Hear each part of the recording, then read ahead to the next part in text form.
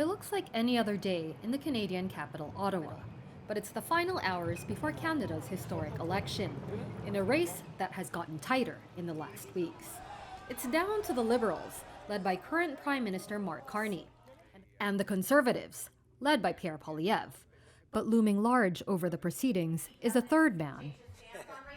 Although Canadians are set to determine who their next prime minister is going to be, it's the American president who's ended up shaping so much of this electoral contest. President Donald Trump's repeated threats to Canada's economic security and sovereignty have turned this vote in part into a referendum as to who can best deal with the United States. Domestic issues like the cost of living and housing affordability have also risen to the top of voters' minds in the last weeks.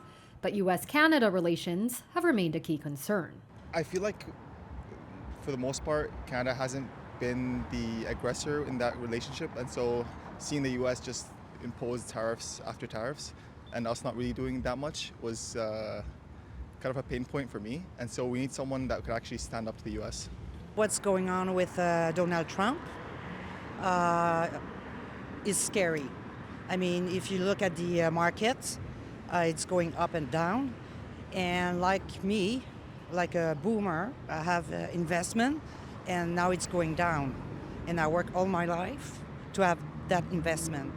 I hope that we stay as united as we are now, but we don't also lose focus of what can also be important and not let this idea of Trump, like the specter of Trump, haunt us and just keep fighting the good fight. Having a stable relationship with the U.S. and not getting pushed around, I guess. So, that was mostly it. Not getting pushed around by the U.S. and not getting too much influence by them. And I mean, tariffs are a concern. We've dealt with those before. I don't think that, this is sort of my single issue, but U.S.-Canada relations insofar as there's creep from, ideological creep from the United States to here. Yeah. It's clear that whoever comes into power in Canada will have to find a balance between engaging with their southern neighbor and challenging it. The fundamental fact is that Canada and the United States, our neighbors, will always be neighbors. Geography will not change because leaders come and go. Whoever is the new leader is going to have to chart a course while still, obviously, trying to preserve as much as possible of the relationship.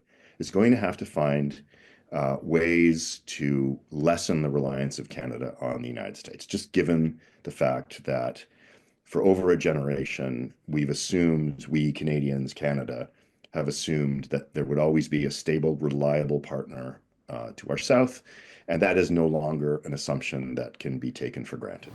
Like with all elections, Canadians are choosing a vision for the future, and their choice will help redefine what was Canada's most important relationship in the world, and therefore, how the country defines itself.